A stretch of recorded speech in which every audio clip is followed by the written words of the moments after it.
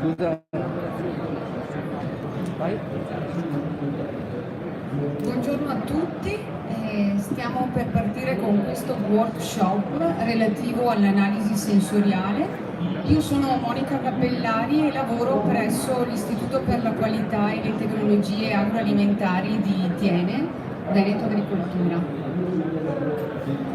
Ringrazio anche tutti coloro che sono, oltre ad essere qui in fiera, sono presenti sui nostri social, sui nostri canali social. Il programma, di cosa parleremo oggi? Innanzitutto avete visto analisi sensoriale degli alimenti, strumento per caratterizzare le produzioni locali. Chi non sa cos'è l'analisi sensoriale oggi può essere aiutato a capire in quali ambiti in realtà viene applicata e come noi giornalmente la applichiamo nelle attività del nostro laboratorio. Il programma di oggi parleremo in generale di analisi sensoriale, giusto per introdurla e per farla capire a chi non la conosce, per farla conoscere. I metodi di riferimento che applichiamo per fare analisi sensoriale, chi viene impiegato per le prove sensoriali, vale a dire i giudici, le persone, gli assaggiatori, che vengono comunque addestrati e qualificati. E poi vi farò vedere i nostri laboratori e le attrezzature impiegate e finalmente dove viene applicata l'analisi sensoriale. Che cos'è l'analisi sensoriale? Qui ci sono definizioni, ce ne sono tantissime. Ho scelto questa, che è quella che mi piace un po' di più, e dice che è una disciplina scientifica impiegata per evocare, misurare, analizzare, interpretare le caratteristiche di un prodotto attraverso i sensi, la vista, l'olfatto, il gusto, il tatto e anche l'udito. Come funziona l'analisi sensoriale? Passa attraverso il meccanismo della percezione, parte da uno stimolo che in medicina e in psicologia è qualunque evento che riesca ad eccitare un organismo o parte di esso provocando una risposta. Quindi il nostro corpo reagisce a qualcosa che viene dall'esterno e produce una sensazione, una risposta a questo stimolo.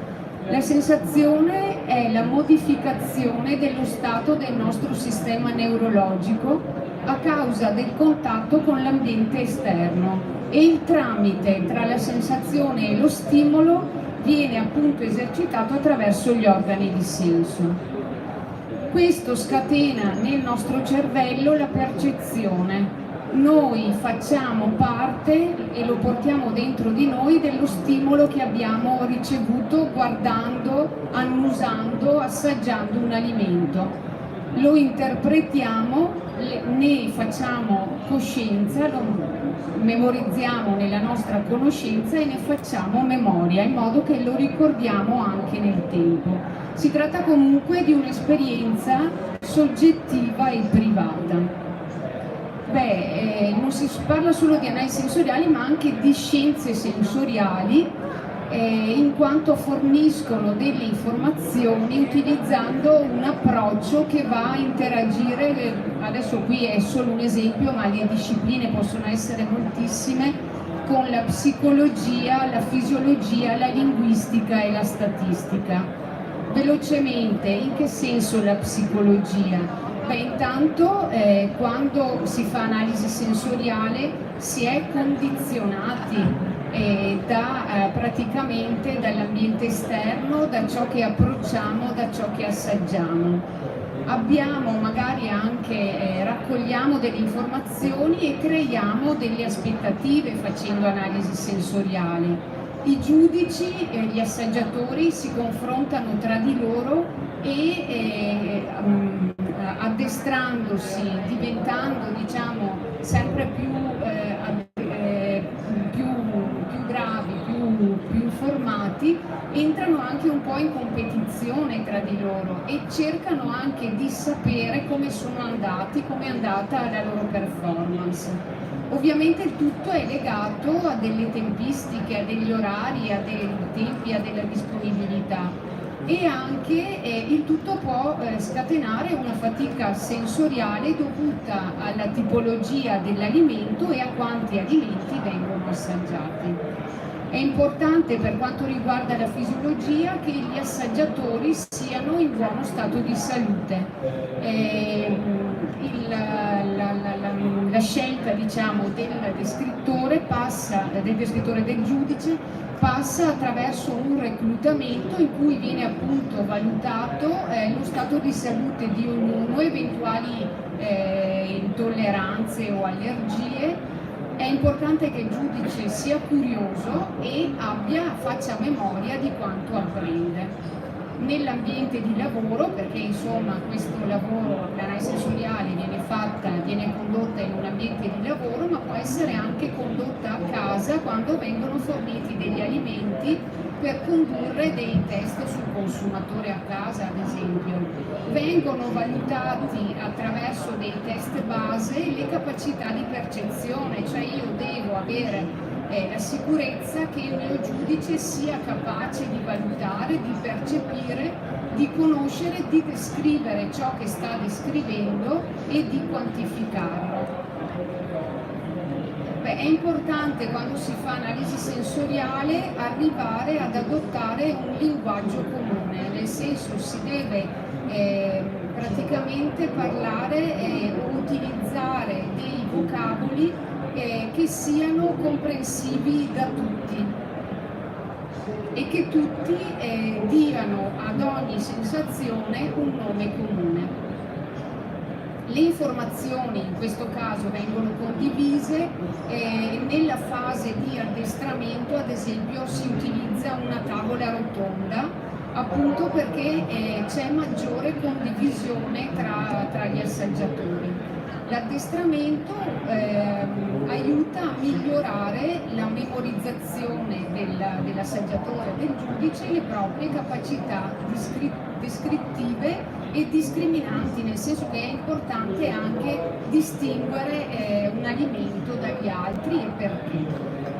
E poi se non ci fosse la statistica, i dati di analisi sensoriale non potrebbero essere interpretati.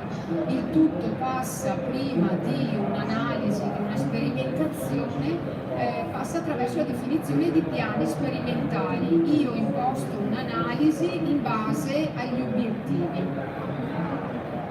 E poi la probabilità dei risultati, a seconda dei risultati, a seconda degli obiettivi, si fanno delle elaborazioni mirate. In ogni test, in ogni prova vengono comunque valutate le performance degli assaggiatori, siano essi addestrati o esperti. Ogni volta, trattandosi di un soggetto umano, di una persona, le valutazioni vengono sempre verificate. E poi ci sono delle elaborazioni che sono adeguate per ogni metodo. Dove viene applicata? L'analisi sensoriale ha molteplici campi di applicazione, dal settore alimentare e non alimentare, la ricerca e sviluppo, il controllo qualità, e vedremo dopo in che modo, e anche nel marketing. Alimenti e bevande, nel caso di food e non food, ma anche i prodotti cosmetici. Abbiamo fatto anche delle prove con gli animali, con il packaging utilizzato per gli animali, e analisi anche che vengono condotte a livello ambientale per capire il condizionamento della persona e come si trova la persona. Ricerca e sviluppo, l'analisi sensoriale serve ad esempio per migliorare prodotti già esistenti oppure per sviluppare nuovi prodotti, cioè si vuole vedere quale effetto possono avere eventuali modifiche introducendo materie prime nuove, tecnologie di produzione nuove, oppure cambiando le metodologie di conservazione, di packaging e modalità di distribuzione, una specie di valutazione della differenza tra prima e dopo. Il controllo qualità, l'analisi sensoriale viene impiegata negli studi di shelf life, la famosa vita di scaffale, nel senso che come l'analisi chimica, l'analisi microbiologica vengono impiegate in questo campo per verificare le differenze nel tempo, anche l'analisi sensoriale viene utilizzata in questo modo per stabilire anche come nel caso di chimica e microbiologia i tempi di conservazione. E poi altra praticamente applicazione è quella di stabilire l'analisi con l'analisi sensoriale la conformità di prodotti e alimenti a standard produttivi, oppure di confrontare un determinato prodotto e verificare se rispetta norme volontarie e cogenti. Vedremo dopo delle applicazioni sull'impiego dei disciplinari di produzione. Anche il marketing e l'industria alimentare hanno impiego per quanto riguarda i sensoriali, anche per individuare le caratteristiche sensoriali che differenziano anche, soprattutto quando si vuole relazionarsi con i prodotti concorrenti e eventualmente fare non solo studi specifici mirati, ma test sul consumatore che ne valutino le preferenze. Nel senso che è importante anche capire quanto piace un prodotto e a chi piace, e questo permette di migliorare anche la promozione e la commercializzazione di un prodotto verso ad esempio determinati standard di consumo. L'analisi sensoriale passa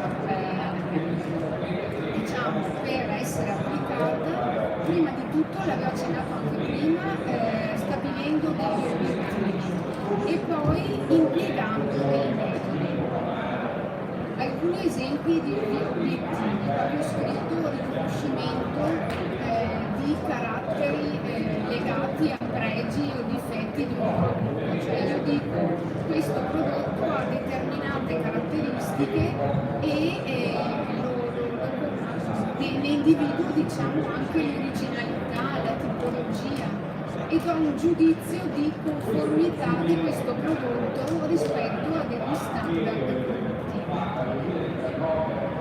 Altro obiettivo è la valutazione della qualità complessiva e l'impiego dei profili sensoriali che vengono utilizzati per stabilire per caratterizzare un prodotto, che è quello di stabilire la carta d'identità del prodotto stesso. Poi un altro obiettivo è la valutazione qualitativa comparativa fra prodotti dello stesso tipo. Ci sono dei test che mi dicono se ci sono o meno delle differenze tra un prodotto e l'altro. C'è sempre in analisi sensoriale l'utilizzo di un campione di riferimento, di uno standard che serve da ancoraggio e che serve per il giudice che fa analisi sensoriale per la taratura. E poi il campo, lo vedremo accennando, il campo dei test dei test di preferenza, dei test sul consumatore in base alle ipotesi. I metodi di riferimento, per metodi intendo proprio delle norme ISO, delle norme internazionali. Per il nostro laboratorio le norme, queste sono le norme più importanti. Innanzitutto il nostro laboratorio di Thiene è accreditato secondo questa norma, la 17025, che stabilisce i requisiti generali per la competenza dei laboratori di prova e che permette al nostro laboratorio di avere appunto delle prove accreditate. Per l'analisi sensoriale abbiamo scelto queste, la ISO 4120 che è quella del test triangolare, lo vedremo poi un test discriminante per valutare le differenze.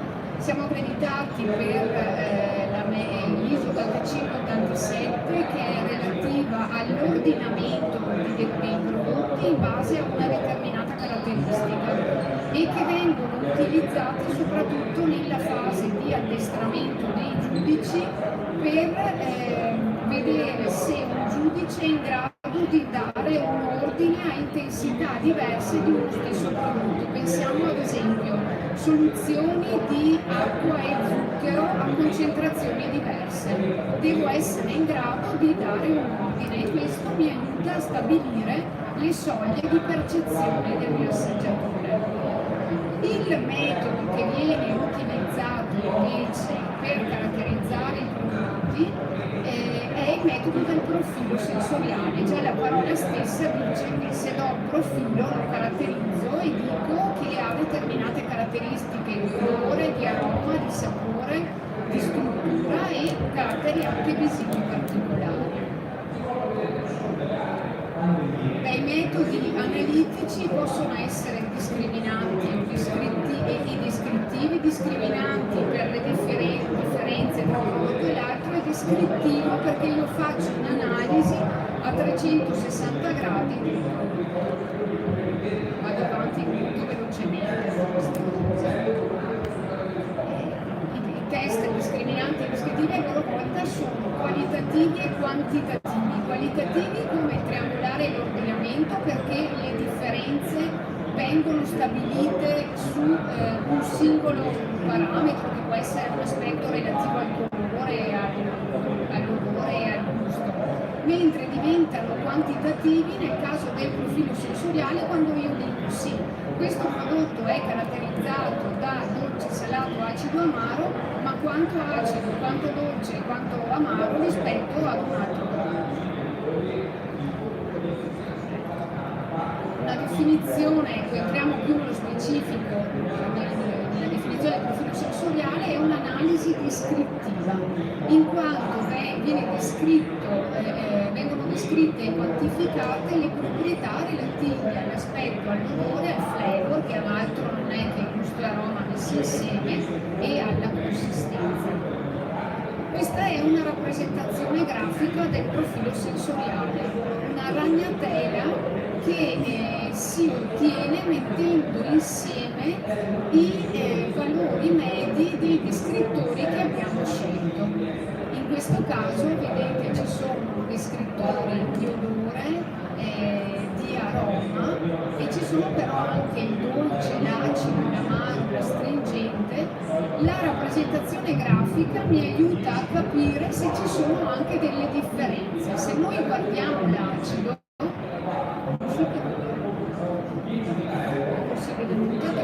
a livello di acido non ci sono differenze, le tre righe rossa, verde e blu si sovrappongono. Invece se noi andiamo a livello, perché non si vede il puntatore, non si riesce a vedere il puntatore. Devo farlo da qua. Ma non riesce a vedere perché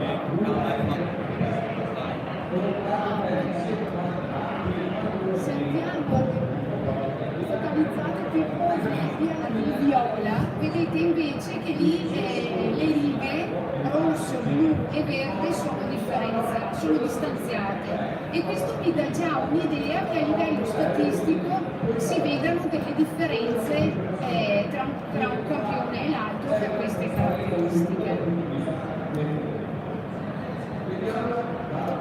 L'ho già detto e vabbè, il profilo sensoriale giusto per memorizzare questa cosa serve appunto per verificare conformità allo standard, per questo dicevo prima che è impiegato nel controllo qualità, per verificare la conformità a norme volontarie o cogenti come i disciplinari di produzione o i documenti tecnici, ricercare driver dell'accettibilità dei prodotti e delle differenze sui consumatori, nel senso che partendo da un profilo poi seleziono anche quei descrittori da impiegare in un secondo step per le analisi di preferenza da parte dei consumatori. Il profilo sensoriale viene impiegato per ottimizzare, differenziare e innovare un prodotto.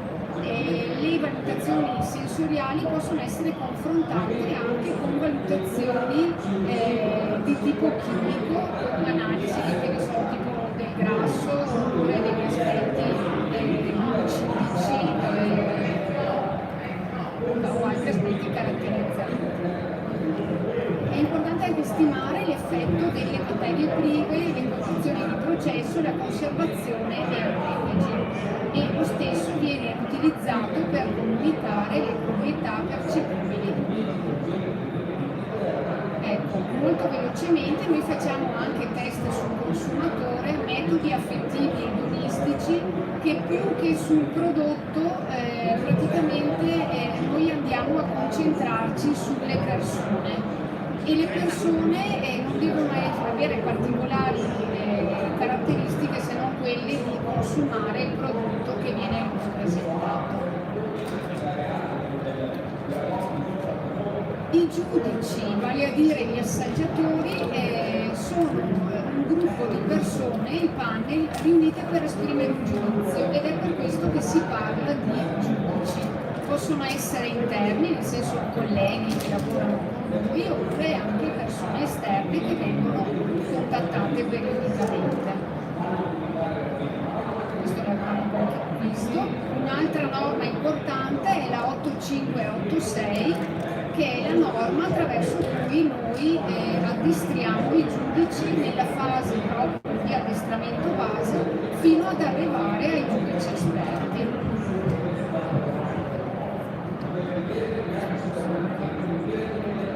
Nel caso degli esperti l'addestramento viene effettuato considerando la matrice che andiamo a valutare, e vengono stabilite scale di misura, standard di riferimento e utilizzati nella prima fase campioni a confronto. E poi, una volta fatto questo, vengono valutate le performance dei giudici per vedere se c'è un'assonanza, se il gruppo diciamo è in linea se i giudici sono in linea tra di loro, se discriminano e se sono capaci di riprodurre. Questo è il nostro laboratorio, vedete come è strutturato. Abbiamo 12 cabine che praticamente rispondono alla norma ISO 8589, altra norma importante, in cui si tiene conto dell'illuminazione, c'è una luce particolare, bianca, rossa o verde, a seconda poi se vogliamo ridurre le differenze tra i campioni. È un locale in sovrappressione. Che cosa significa? Che rispetto alla cucina, essendo in sovrappressione, non entrano gli odori diciamo esterni. Ed è un locale che, considerando poi che ci saranno delle persone dentro a questi alloggi, deve avere dei colori neutri, non influenzanti, e una temperatura in cui il soggetto stia bene, si trovi bene, a suo agio diciamo. Qua il laboratorio, una piantina del laboratorio, passiamo. La sala dell'addestramento, la cucina dove vengono preparati i campioni e la sala dell'assaggio, che noi praticamente essendo dotata di cabine con computer, è collegata all'ufficio dove vengono raccolti i dati e presentati in test. Qua vedete un po' una cabina, ad esempio qui ci sono dei campioni di pasta, nella cucina vedete dei campioni di olio, insomma, cose che abbiamo preparato. E vabbè, il panel leader è chi si occupa di analisi sensoriale. Cosa fa? È un tecnico di laboratorio che segue i test, organizza i test, forma i giudici, e ha rapporti con il personale e altre funzioni aziendali, gestisce i dati, prepara i rapporti di prova e deve avere delle conoscenze generali sulla merceologia dei prodotti che vada ad analizzare. Questa è la parte.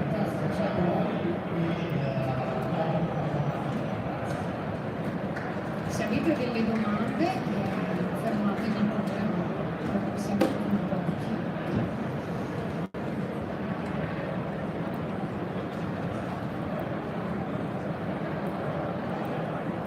La questione di addestramento,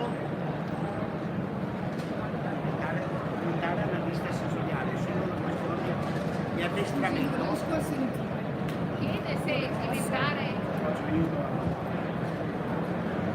Per diventare analista sensoriale è solo una questione di addestramento o fisiologia umana? Cioè c'è chi è più portato, chi è meno portato? Il giudice intende chi va ad assaggiare. No, sinceramente si fa un addestramento base che passa appunto, che ne so, i test di base vanno a vedere se uno è in grado di riconoscere i gusti fondamentali, dolce, salato, acido e amaro. Quello è la prima cosa. Il secondo step è quello di vedere se uno evidenzia anche gli odori, quindi ci sono degli standard olfattivi e si va a valutare se la persona è in grado di riconoscerli. Il terzo step è quello di provare la metodologia, quindi sperimentare i test e vedere se sono in grado di farli, sia i triangolari per differenziare, sia il profilo nella capacità di descrivere e di discriminare. Se una persona passa tutte queste fasi diventa un giudice addestrato in generale. Poi se c'è, noi ad esempio abbiamo il panel formaggi, il panel salumi, eccetera eccetera, il panel vini, allora poi si fa un addestramento specifico sulla matrice, ok? E può succedere però che determinati giudici abbiano difficoltà ad esempio nella percezione dell'amaro, può succedere, no? O determinate, oppure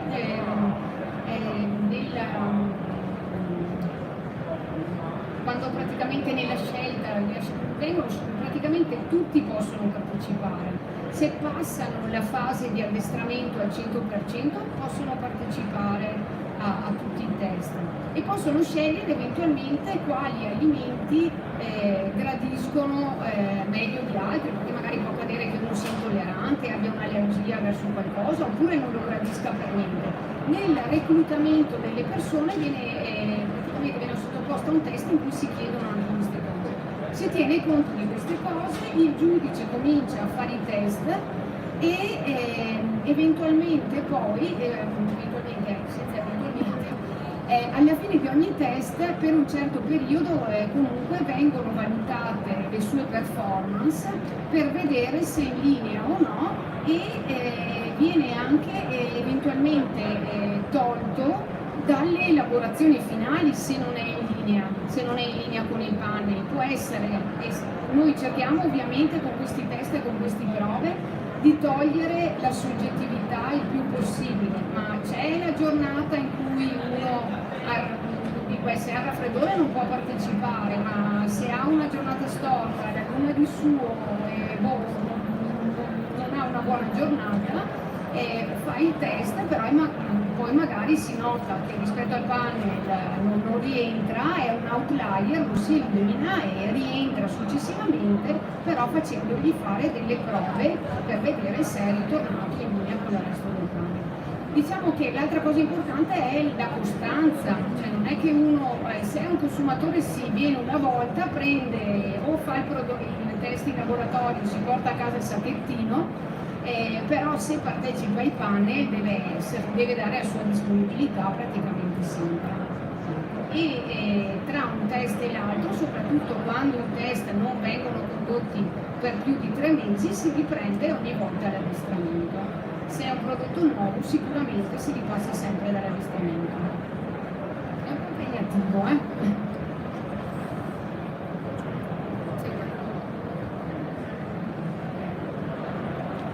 Come ci si candida? Sì. Non si sente? Beh, c'è questo modulo di reclutamento che vi posso fornire. Se siete di Thiene o limitrofi, insomma, potete anche venire a fare un giro in laboratorio e se siete disponibili dopo vi lascio la mia mail e ci contattiamo. Posso continuare? Allora,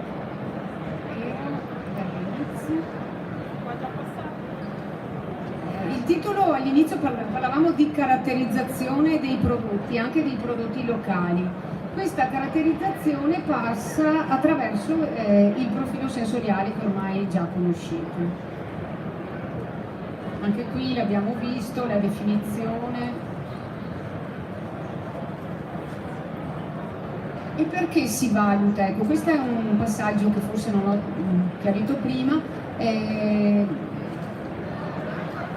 La valutazione del profilo sensoriale, perché appunto si fa per disporre di un metodo, di uno strumento comune di valutazione, vale a dire di un metro, no? Di una misura di confronto e di un vocabolario adatti ad individuare e descrivere gli alimenti. Cosa prevede il profilo sensoriale? Prevede che vengano generati dei descrittori, cioè io prendo il mio prodotto, poi vedremo come fare, e comincio a descriverlo con il resto del panel. Una volta che ho descritto il prodotto e ho individuato quali sono i descrittori più caratterizzanti, posso compilare una scheda di valutazione, che è quella che viene utilizzata poi in fase di test. E dopo aver fatto la scheda ho bisogno di creare un campione di riferimento. Lo vedremo più avanti, ma è un campione che serve per tarare il panel, per avere un punto di riferimento, come dice il nome, sulla scala rispetto alla valutazione del campione che andremo a valutare. Una volta, diciamo, assaggiato il prodotto, descritto, magari mi trovo che sono venute 10 persone e mi trovo con 40 descrittori. Ovviamente sono troppi perché possono generare affaticamento sensoriale, quindi devo ridurre questi descrittori fino a che arrivo a 10, 12 al massimo 15, ma sono anche tanti. Facciamo dai 10 ai 12 descrittori. E poi da lì comincio ad addestrare i miei giudici sulla ripetibilità. Vengono sempre addestrati, anche in fase di test vengono introdotti dei campioni in doppio, il giudice non lo sa, ma è lo stesso campione riproposto, e si valuta la capacità del giudice di discriminare, di individuare, di capire insomma se si è accorto che il campione è lo stesso. Allora, vabbè, si assaggia il prodotto, assaggia un alimento, adesso ovviamente ricerca dei termini descrittivi, selezione e riduzione dei termini descrittivi. Quali descrittori sono opportuni? Beh, quelli pertinenti con il prodotto, quelli devono essere precisi, devono essere discriminanti, esaurienti e indipendenti, dice poco, ma circa 12, ecco come avevo detto. Quali no? Edonistici, cosa vuol dire? Buono, cattivo, insignificante, anonimo, ecco, quelli non vanno tanto bene. E legati alla quantità, cioè nel senso troppo grasso, troppo dolce, poco dolce. E autodescrittivi, nel senso che descrivano più il prodotto in generale ma non nello specifico, e dopo tutti quelli non pertinenti. La scelta dei descrittori può essere fatta su un foglio bianco. Si dà ai giudici un foglio bianco e insieme, durante l'addestramento, assaggiando il prodotto, vengono scelti da ognuno i descrittori più opportuni. Oppure, come in questo caso, io ne ho messi una serie, era relativo a un vino, questa scelta di descrittori, e in base alle segnalazioni percentuali io poi ho scelto i descrittori e ho fatto una scheda che è questa. Era un vino bianco e sono arrivata a questa scheda in cui ho il colore, l'intensità del colore da 0 a 10, poi ci sono questi con il quadratino, sono praticamente termini qualitativi, presenza-assenza sostanzialmente, l'intensità dell'odore è quantitativo, quindi passa attraverso una scala, e anche qui metto dei termini qualitativi, cioè non ha senso fare una scala per la calcia, il tiglio, la rosa. Vediamo intanto se ci sono o non ci sono, poi se sono presenti tutte le volte che li assaggio, allora stabilisco anche una scala. Lo stesso per l'aroma, poi vedete c'è il dolce che viene quantificato e l'acido. Ecco, questi ad esempio sono due descrittori che non sono tanto opportuni in analisi sensoriale, soprattutto se si sceglie il metodo del profilo. struttura e persistenza sono poco conoscitivi del prodotto. Io li ho lasciati perché mi trovavo a lavorare con un panel che aveva un'esperienza diciamo storica su questo prodotto e che non riusciva a distaccarsi da determinati descrittori, ok?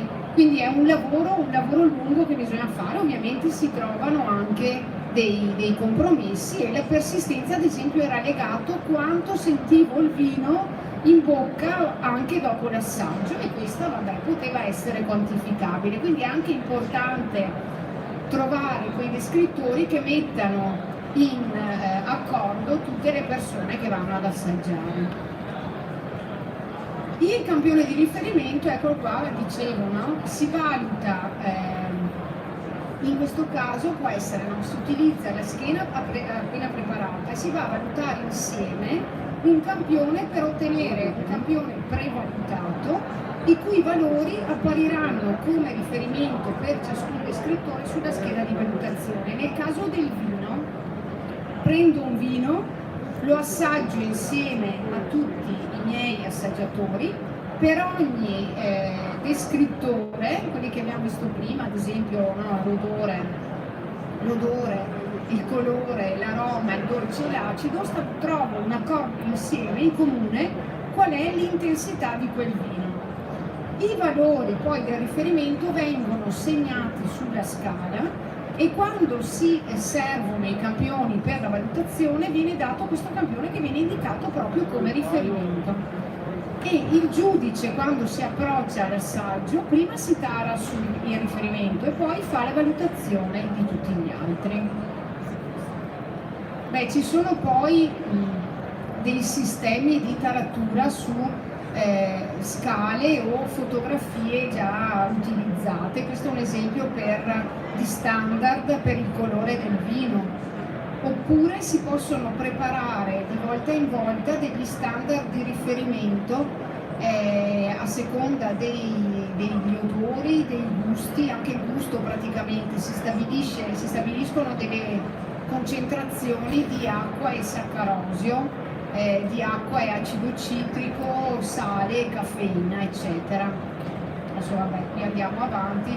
Questa è la ruota che viene utilizzata per il vino per riconoscere qualitativamente quali sono gli aromi, ma la stessa cosa viene impiegata anche per gli odori. Anche il formaggio ha la ruota degli odori e degli aromi. Quali alimenti adesso? In quali alimenti facciamo analisi sensoriale? Questa ad esempio è la scheda di un formaggio. Scheda di un formaggio, qua abbiamo scelto i descrittori, abbiamo l'intensità dell'odore, le scale sono diverse a seconda degli alimenti. Nel caso del formaggio il metodo Zannoni prevede una scala da 1 a 7, però insomma il significato è sempre 0, 10, 1, 9, 1, 7, 1 sta per debole o comunque assente e il 7 in questo caso intenso, come può essere il 10 in un'altra scala. Descrittori qualitativi. Poi abbiamo qua il gusto. Vedete nel caso del dolce D2 e D6, questi sono standard di riferimento che io preparo in laboratorio con soluzioni di acqua e zucchero a diversa concentrazione che vengono poi diluite nella ricotta per creare, diciamo, un alimento non come il formaggio ma simile, della stessa categoria, e anche qua ai giudici vengono consegnati i bicchierini con gli standard e ci sono poi per tutti gli altri descrittori.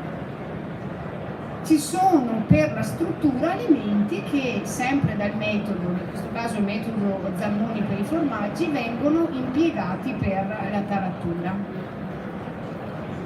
Questa invece è una scheda che noi utilizziamo per i concorsi di alimenti poco conosciuti ma che vogliamo, diciamo, poco noti alle grandi platee ma che vogliamo valorizzare in ambiente locale. Questo è l'olio della Pedemontana Veneta che stiamo praticamente esaminando da un po' di anni. Anche qui insieme con le persone interessate, siamo arrivati ad una scheda. Vedete che qui ci sono quei segnetti blu, anche qui i segnetti blu sono relativi al campione di riferimento. Il campione di riferimento è un olio prevalutato con il panne e insieme, praticamente come è stato detto prima, sono stati definiti i valori. Insieme ai campioni è stato consegnato anche il campione di riferimento. Ecco, un altro prodotto locale possono essere le mele, anche questo, mele della Pedemontana, soprattutto abbiamo fatto delle prove.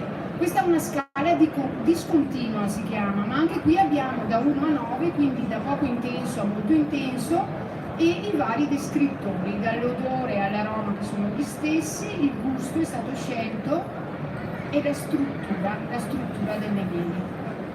Altri prodotti che possono essere caratterizzati con il profilo, ecco, abbiamo ad esempio la Verza Moretta di Veronella, con cui stiamo lavorando da alcuni anni. Stesso identico sistema, generazione dei descrittori, questi sono i descrittori che abbiamo scelto, la scala di valutazione con i riferimenti,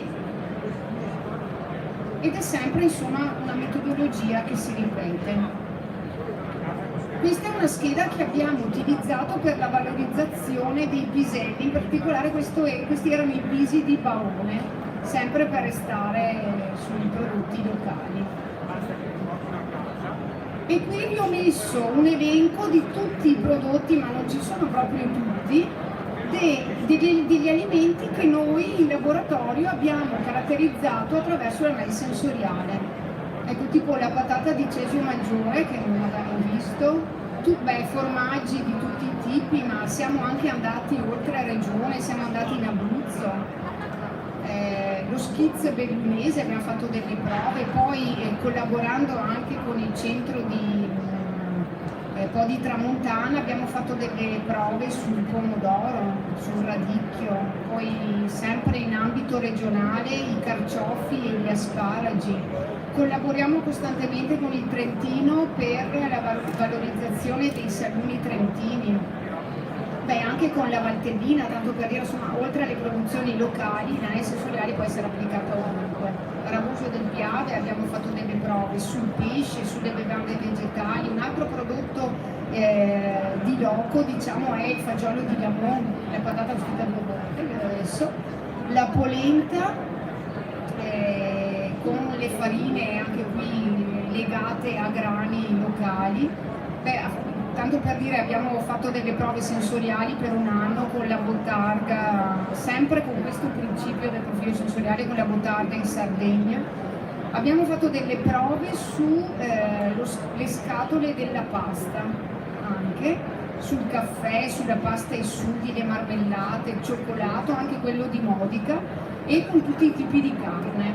Con il pollo, con il coniglio soprattutto abbiamo fatto delle prove sperimentali per un po'. Questi sono tutti prodotti, a parte qualcuno, ecco, non caratterizzati da DOP o comunque da disciplinari, che però possono essere caratterizzati a 360 gradi con la metodologia adottata e che fa riferimento alla prova del profilo sensoriale, al metodo del profilo sensoriale, che è un metodo standard e che per noi è comunque una prova accreditata.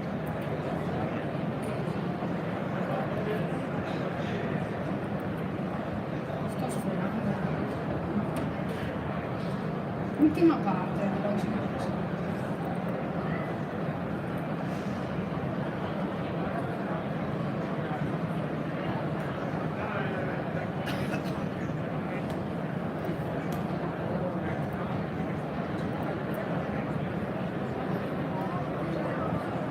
Adesso ci addentriamo nel controllo qualità e andiamo proprio nello specifico .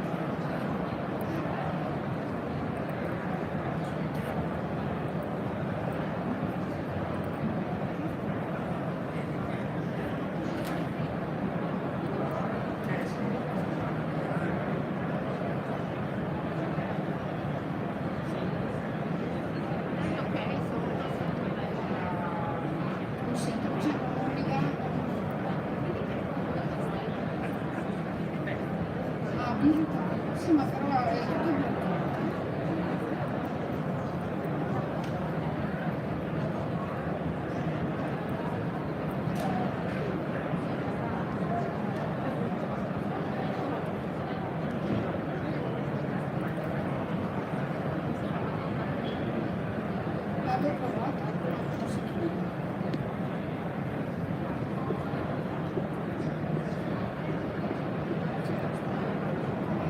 Se fosse non ti avevo detto accedi.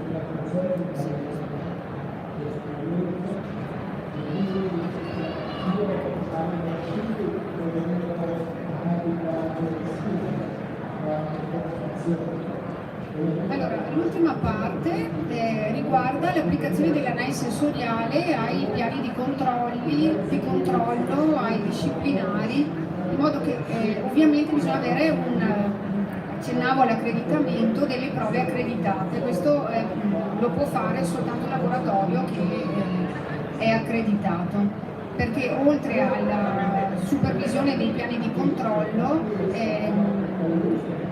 le prove accreditate possono essere impiegate anche in ambito legale e per prove che passano attraverso i parametri legati ai parametri di legge, insomma la Gazzetta Ufficiale, il burro e l'olio in particolare. Certificazioni cogenti e volontarie. La descrizione sensoriale dei prodotti viene contenuta, in questo caso, prima abbiamo detto, no, il profilo sensoriale lo creiamo descrivendo il prodotto a priori. Invece in questo caso, quando abbiamo a che fare con disciplinari, la descrizione del prodotto per quanto riguarda le caratteristiche organolettiche la troviamo nei disciplinari. L'analisi sensoriale poi viene impiegata per controllare il rispetto dei requisiti previsti dal disciplinare. E il metodo più impiegato è quello descrittivo quantitativo, che è quello del profilo sensoriale. Cosa troviamo nei disciplinari e nei documenti tecnici? Troviamo una descrizione dei prodotti, soprattutto per quanto riguarda gli aspetti visivi, che sono di solito molto dettagliati e oggettivi. Invece per quanto riguarda gli aspetti olfattivi, gustativi e strutturali, questi non sono sempre ben definiti. Cioè troviamo, fate un po' memoria di quello che avevo detto prima sulla scelta dei descrittori, troviamo equilibrato, delicato, gradevole, sono caratteristico, tipico, sono dei termini diciamo più edonici, più personali che descrittivi del prodotto. Quindi non sono tanto in linea con i descrittori del profilo sensoriale. E allora cosa bisogna fare? Bisogna tradurre queste definizioni che troviamo nei disciplinari in attributi e descrittori misurabili e oggettivi, e questa un po' è la fase un po' più difficile.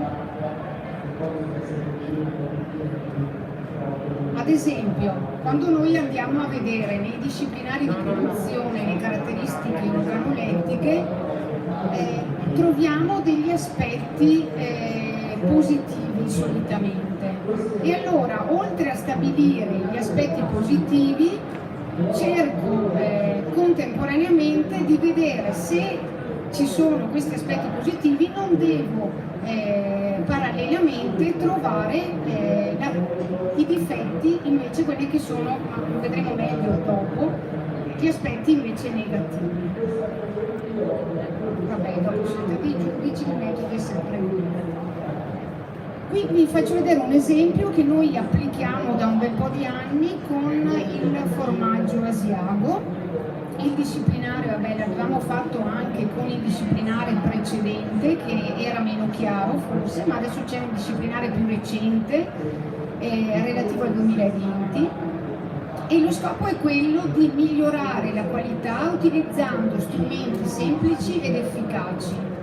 e adottare un metodo riconosciuto che venga inserito anche nei piani di controllo. Inoltre, essendo un metodo semplice, può essere applicato in autocontrollo passando ovviamente la formazione e la qualifica dei produttori.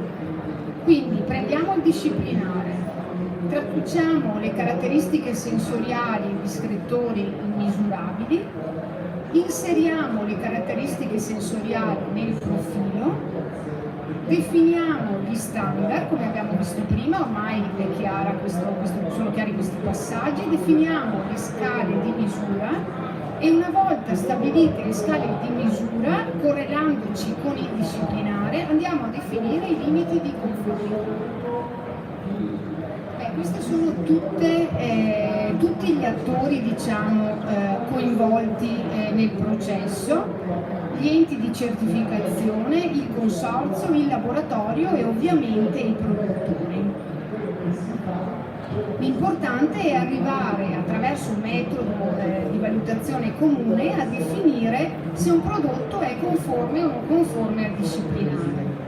Qui prendo un estratto del disciplinare dell'Asiago fresco DOP, vedete le caratteristiche organolettiche, danno pasta di colore bianco leggermente paglierino, occhiatura marcata ed irregolare, sapore delicato e gradevole, crosta sottile ed elastica. Siamo al momento. Vado un po' veloce perché forse no.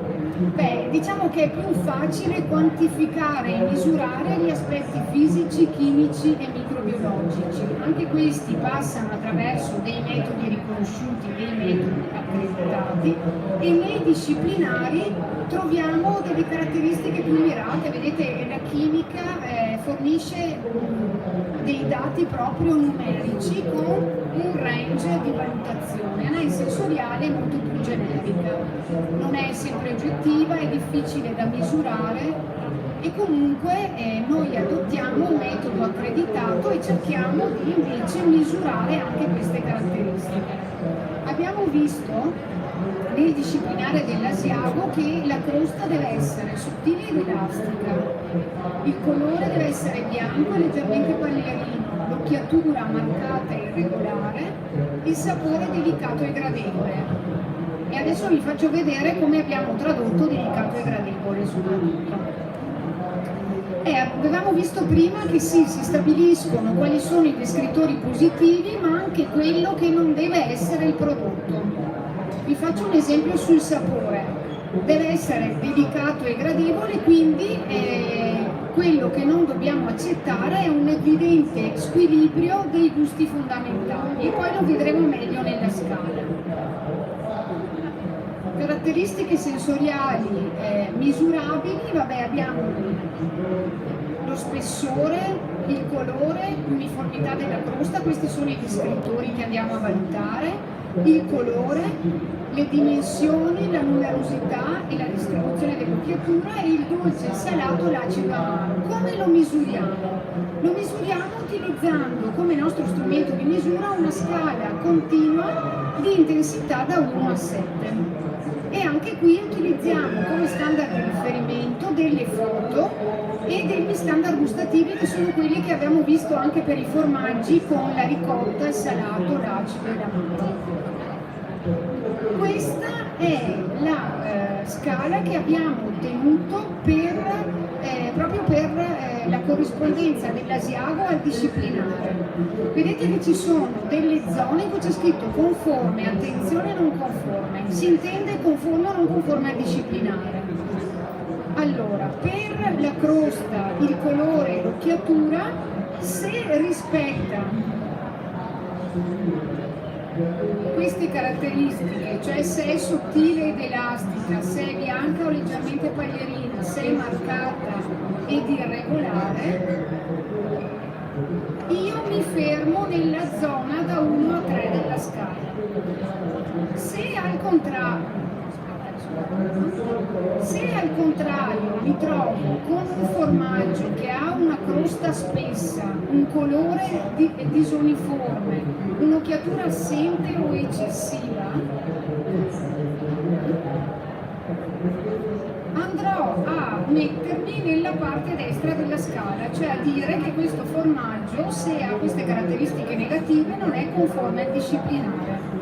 La zona gialla è una zona di dubbio, diciamo, perché ci sono molte volte ci troviamo di fronte a questa situazione che non è facile definire la conformità o una totale non conformità. Quindi la zona di attenzione è una zona intermedia che comunque è una zona di conformità, comunque che viene dato come dato anche al promotore per dire guarda sì, ci sono delle cose che vanno bene, però forse ti devi migliorare, è uno strumento per aiutare il miglioramento e valutare eventuali criticità che possono esserci. Sì, non è così ben definito, è sempre ben definito il confine tra conformità e non conformità. Ecco, questo è il nostro archivio fotografico per quanto riguarda la conformità dell'occhiatura, che deve essere marcata e regolare. Sono tutte conformi, vediamo lo sfondo verde perché in questo caso sono esempi di occhiatura marcata e regolare. Qua, vabbè, andiamo a vedere quelle non conformi. Abbiamo ad esempio nel primo caso in alto a sinistra formaggio dichiarato non conforme perché aveva una occhiatura cavernosa e eccessiva ed è stato dato un valore medio quasi a 7, insomma siamo quasi al limite della scala. Al contrario nella foto centrale troviamo un'occhiatura quasi assente e anche quello non va bene, deve esserci insomma l'occhiatura ed è stato valutato come 6, 6 e 3, che quindi insomma siamo già nella parte rossa, oltre il 5 sono le vie di mezzo non vi faccio vedere, ma sono quelle gialle che abbiamo visto prima. Per quanto riguarda il sapore, abbiamo adottato questa scala. Allora, in base al disciplinare il sapore deve essere delicato e gradevole. Cosa vuol dire delicato e gradevole? Che deve avere un dolce che va da 1 a 2, leggermente dolce, un salato non eccessivo da 2 a 4, lo stesso vale per l'acido e non deve essere amaro. Infatti la non conformità è l'evidente squilibrio dei gusti fondamentali. Se è eccessivamente dolce, salato, acido, amaro è non conforme. Ecco, questo era solo per farvi vedere come anche l'analisi sensoriale, come il peso che viene misurato attraverso le bilance con i chili, diciamo, attraverso i chili come unità di misura, anche con l'analisi sensoriale abbiamo i descrittori che sono proprietà da controllare, sono misurabili perché hanno un'unità di misura che è l'intensità percepita, quanto intenso sento il descrittore. Gli strumenti e l'apparecchiatura utilizzata sono i nostri giudici, il panel, e il metodo vabbè, è lo stesso che si usa anche per gli aspetti chimici o microbiologici. Ovviamente bisogna passare attraverso un opportuno campionamento. Qui noi utilizziamo valutare il numero di giudici, vengono valutati i risultati e viene fatto anche il controllo. Qui ho un altro disciplinare molto velocemente, ma il sistema è lo stesso che abbiamo visto con l'Asiago. Qui abbiamo quello del grano padano, vado subito nella parte sensoriale che mi dice aroma fragrante e delicato. Troviamo un descrittore. Allora anche qua, aroma fragrante cosa vuol dire? Che deve avere degli odori e aromi intensi e invece al contrario questi aromi non devono essere poco intensi o eccessivi. Sapore delicato, i gusti dolce, salato e acido amaro devono essere in equilibrio e non eccessivi, più o meno come l'asiatico. Adesso ve ne faccio vedere un altro, è il Piave. Sempre partendo dal disciplinare, anche qui dice il sapore inizialmente esclusivamente dolce e lattico. Ci sono varie tipologie per il Piave, adesso parlo del fresco e mezzano, non del vecchio che ha un'altra parte del disciplinare. Procedendo con la stagionatura prevale una maggiore sapidità e diventa maggiormente progressivamente intenso e corposo e leggermente piccante. Anche qui la crosta, come deve essere la crosta, presente, tenera e chiara. La pasta chiusa, normalmente a differenza dell'asiago, il Piave non ha occhiatura. E qui abbiamo creato questa tabella con i descrittori, abbiamo tradotto il sapore del disciplinare in caratteristiche sensoriali di dolce, odore lattico, aroma lattico, di crosta presente, consistente il colore della crosta, pasta con occhiatura che ovviamente non deve essere presente o comunque gli occhi devono essere inferiori a 5, il colore deve essere uniforme e omogeneo. Se non vengono rispettate le corrispondenze, come vedete dalla zona verde e dalla zona rossa, entriamo nella non corrispondenza disciplinare, quindi nel non conforme. E questa è la scheda che invece impieghiamo per il Piave. Quindi se non si passa attraverso, quando non si conosce un prodotto e non si ha il suo disciplinare di produzione, si passa attraverso la generazione di descrittori e uno step specifico fino ad arrivare ad una scheda vera e propria che caratterizza quel prodotto. Se invece ho dei disciplinari di produzione, utilizzo le caratteristiche indicate e le traduco in termini sensoriali descrittivi, sempre impiegando il profilo sensoriale, il metodo del profilo sensoriale, che è un metodo caratterizzante. Sono arrivate alle conclusioni. La scheda utilizzata per la determinazione del profilo sensoriale ha tradotto in termini di analisi sensoriali, quindi misurabili, abbiamo visto che sono misurabili al pari di quelle chimiche, la descrizione organolettica del disciplinare che impiegava anche termini edonici. Abbiamo tradotto i termini edonici in termini descrittivi. Il metodo è compatibile con la metodica ISO e questo permette la sua diffusione e ne facilita anche per chi lo vuole fare l'eventuale accreditamento.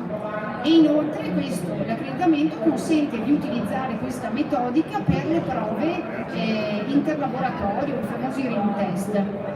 La classificazione in maniera più oggettiva del prodotto attraverso l'analisi sensoriale permette di evidenziare non solo i prodotti difettosi, ma permette anche di individuare le situazioni di miglioramento. Se vorrei farvi capire che non è un metodo che seleziona e trova solo le cose che non funzionano, ma al contrario è una selezione che va a valorizzare i prodotti che hanno determinati standard di qualità e ovviamente elimina quelli che non rispondendo ai disciplinari non ne hanno.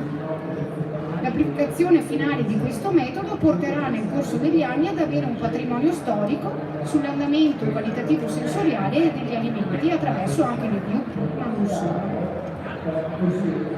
Io ho finito. Se avete delle domande sono qui. Grazie anche a chi ci ha seguito dai nostri social.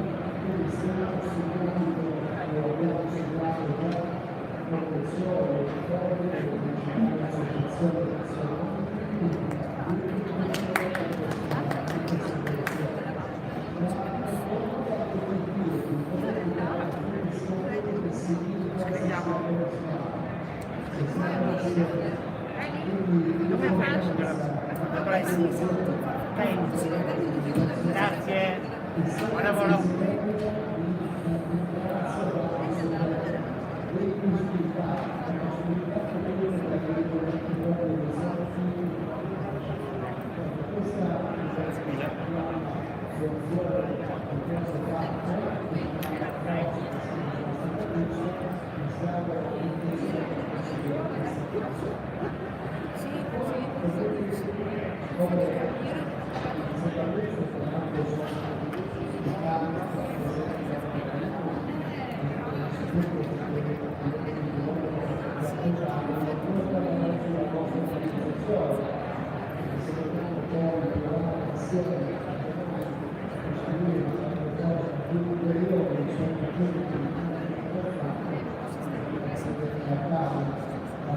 Grazie.